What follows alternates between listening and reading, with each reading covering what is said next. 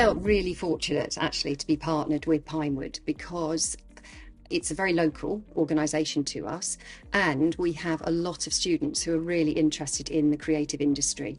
When you think about Pinewood, you think about filming, but you might not necessarily think about the commercial aspects, property, facilities management, HR, all of those other departments. So partnering with an organisation who can explain all of that to our teachers, who can then impart that knowledge to students, is really valuable. I always like to teach my students using the skills that they will need to use later in life. Transferable skills are the most important things that we need to teach them. I found that it was so much more opportunities than what I previously thought. And actually you can link any subject to that.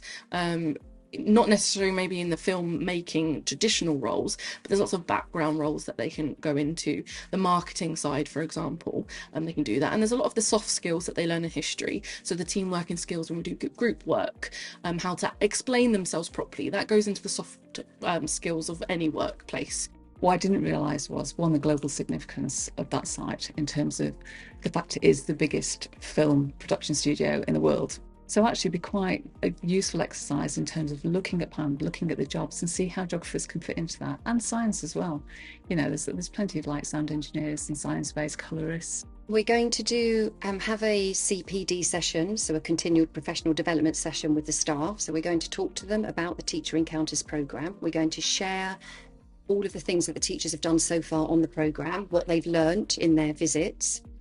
And then we are going to equip teachers with more information about Pinewood to be able to create lesson plans to deliver, which I'm really hoping will help children understand the relevance of their subjects, how those subjects can apply to industry.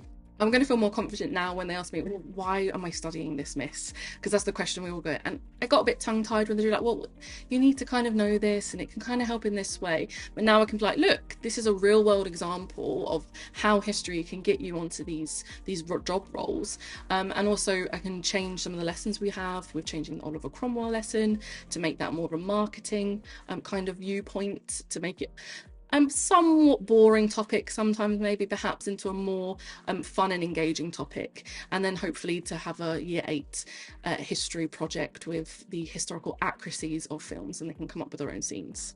Even in terms of like geography and lesson planning, we can talk about a regeneration hub somewhere that's going to create thousands of jobs in the next few years within this area, all sorts of jobs, and that is going to have a global impact because there are global connections there. So for geography, fantastic.